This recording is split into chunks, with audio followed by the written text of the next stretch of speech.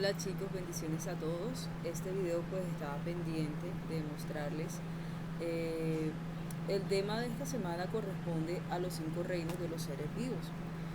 Sabemos que los seres vivos son aquellos que tienen células y que además pues cumplen con una cantidad de funciones vitales, son los que nacen, crecen, se reproducen y mueren.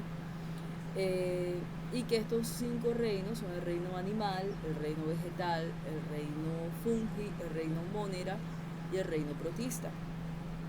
Pero antes de entrar de lleno con lo que es cada uno de estos reinos, me gustaría que quedara claro algunos términos importantes para poder comprender cuáles son las características de estos reinos.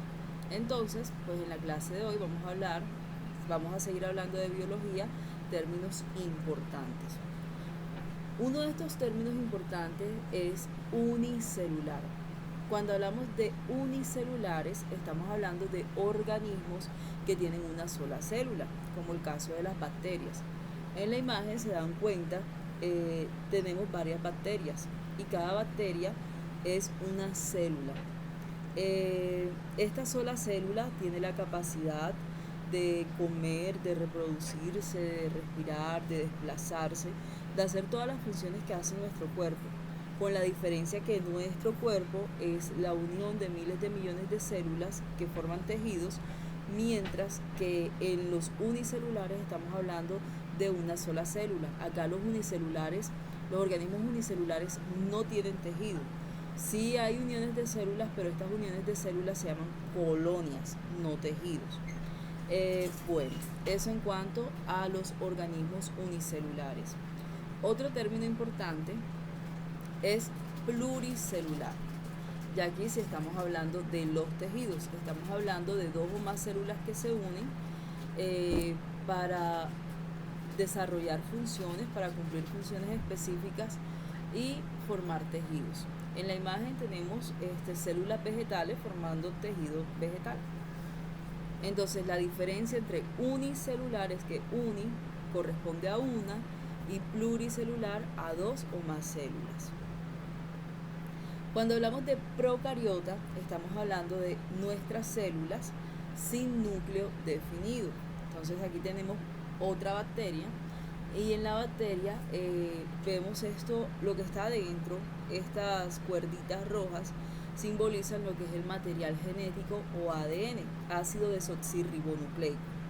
Este ácido desoxirribonucleico en los procariotas se encuentra distribuido en la parte interna, en el citoplasma de la célula. No hay una membrana que delimite, no hay una membrana nuclear que delimite este material genético del lugar que lo contiene. Mientras que en las células eucariota, eu significa nuevo y cariota significa núcleo. Son células con núcleo definido. ¿Qué pasa aquí? Que el material genético sí se encuentra delimitado por una membrana nuclear. Entonces, diferencia entre procariota y eucariota, que la procariota no tiene núcleo definido, mientras que la eucariota sí tiene núcleo definido. Otra característica importante que debemos resaltar en los seres vivos es que muchos de estos son autótrofos. Los autótrofos son los que fabrican su propio alimento, como el caso de las plantas. Las plantas a través de su organismo, a través de sus hojas, de la luz solar, del oxígeno y de algunos nutrientes que toma del suelo, puede hacer su fotosíntesis y puede fabricar su propio alimento. No es como nosotros debemos buscar el alimento fuera de nuestro cuerpo. Es decir, nosotros comemos vegetales, comemos carnes, pero todo eso es externo a nuestro cuerpo. Mientras que los autótrofos fabrican su propio alimento dentro de su cuerpo. Los heterótrofos no fabrican su alimento, entonces vemos aquí el caso de varios animales que deben conseguir su alimento fuera de él, sea comiéndose otros animales o sea alimentándose de vegetales. Cuando hablamos de reproducción, hay 2 tipos de reproducción, una que es sexual y la otra es asexual. Cuando hablamos de sexual, estamos hablando que siempre va a ser necesario dos gametos, el femenino y el masculino. En el caso del femenino está el óvulo y del masculino el espermatozoide. Siempre en el sexual van a estar presentes estos dos gametos, mientras que en la reproducción asexual, me regalan un momento que me fui, en la asexual no son necesarios los gametos. En la reproducción sexual, asexual, se puede llevar a cabo por bipartición. Vemos el caso de las estrellas de mar, donde si se fracciona una parte de la estrella, pues simplemente de un lado va a terminar de completarse. Miren, aquí se partió, este es dos pedazos, y a cada pedazo pues le salió la parte inversa, la parte que le faltaba. Eso es reproducción asexual. Ahora, en cuanto a la respiración, tenemos organismos aerobios y anaerobios. Los aerobios somos todos aquellos que respiramos en presencia de oxígeno. Necesitamos oxígeno para vivir. Mientras, y aunque usted no lo crea, hay seres vivos que no necesitan oxígeno, son anaerobios.